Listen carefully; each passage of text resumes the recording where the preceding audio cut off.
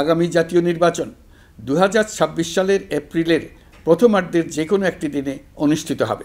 এই সরকারের একটি বড় দায়িত্ব হলো একটি পরিচ্ছন্ন, উৎসবমুখর, শান্তিপূর্ণ, বিপুলভাবে অংশগ্রহণের পরিবেশে একটি নির্বাচন অনুষ্ঠান করা, এমন একটি নির্বাচন আয়োজন করা যাতে করে দেশ ভবিষ্যতে নতুন সংকটে না পড়ে।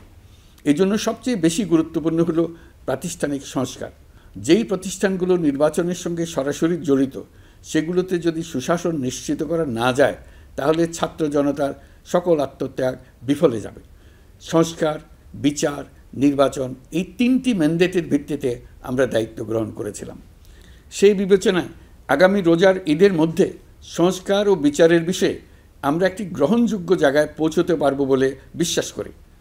বিশেষ করে মানবতাবিরোধী অপরাধের বিচার, যা কিনা জুলাই গণ অভ্যুত্থানের শহীদদের প্রতি আমাদের সম্মিলিত দায়, সেই বিষয়ে আমরা দৃশ্যমান অগ্রগতি দেখতে পারব।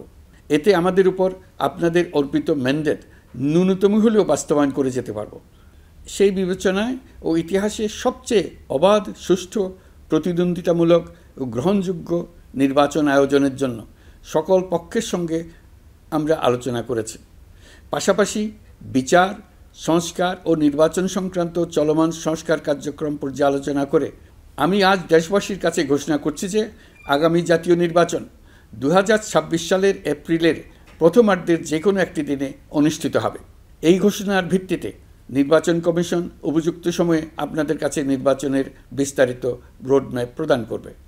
আমরা এমন নির্বাচন চাই যা দেখে অভ্যুত্থানের শহীদদের আত্মা তৃপ্তি পাবে, তাদের আত্মা শান্তি পাবে। আমরা চাই আগামী নির্বাচনে সবচেয়ে বেশি ভোটার, সবচেয়ে বেশি প্রার্থী ও দল অংশ নেক। এটা সবচেয়ে অবাধ, সুষ্ঠু ও নিরপেক্ষ নির্বাচন হিসেবে জাতির কাছে স্মরণীয় হয়ে থাকুক। 1.5 যুগ পরে দেশে সত্যিকারের একটি জনপ্রতিনিধিত্বশীল সংসদ গঠিত হবে।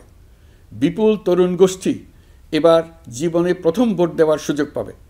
এসব লক্ষ্যে প্রয়োজনীয় সকল পদক্ষেপ নেওয়ার জন্য আমরা জাতির কাছে অঙ্গীকারবদ্ধ। আমি দেশবাসীর প্রতি আহ্বান জানাই, আপনারা সকল রাজনৈতিক দল এবং আপনাদের এলাকার প্রার্থীদের কাছ থেকে সুনির্দিষ্ট অঙ্গীকার আদায় করে নেবেন যেন আগামী সংসদের প্রথম অধিবেশনেই যেসব সংস্কারের প্রশ্নে ঐকমত্য অর্জিত হয়েছে তা কোনো প্রকার কাটাছেঁড়া ছাড়াই যেন তারা অনুমোদন করেন। আপনারা ওয়াদা আদায় করে নেবেন যে তারা বাংলাদেশের স্বাধীনতা, সার্বভৌমত্ব, আঞ্চলিক অখণ্ডতা এবং জাতীয় মর্যাদার প্রশ্নে কখনো কোনো প্রকার আপোষ করবেন না এবং দেশের বাইরের কোনো শক্তির কাছে দেশের স্বার্থ বিকিয়ে দেবেন না। আপনারা তাদের কাছে সুনির্দিষ্ট প্রতিশ্রুতি আদায় করে নেবেন এই মর্মে যে তারা কখনোই কোনো অবস্থাতেই আপনাদের গণতান্ত্রিক অধিকার ও মানবিক মর্যাদার ক্ষুণ্ণ করবেন না।